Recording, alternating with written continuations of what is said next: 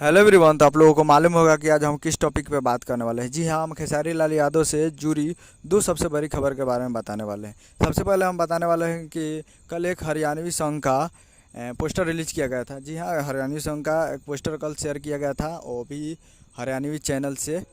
तो उस पोस्टर को शेयर किया गया था, जो कि मैंने वीडियो भी बनाया था। और उस वीडियो में जिस जिस गाने का नाम था बलम, जी हाँ, जिस गाने का नाम था बलम।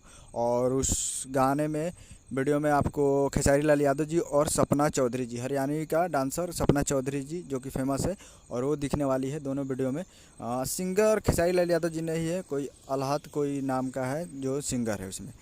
तो शेयर किया गया था और वो कमिंग सून था। बहुत जल्द 1-2 दिन में वो सॉन्ग को आप लोग देख सकते हैं गेम टून्स भोजपुरी पे। गेम टून हरियाणवी चैनल पे, उसको हरियाणवी चैनल पे उसको रिलीज़ किया जाएगा, तो उसके लिए भी तैयारी है। दूसरा खबर ये है कि राजा राम जो फिल्म शूटिंग चल रहा था खेसारी लाल यादव जी का, वो भी कंप्लीट हो चुका है।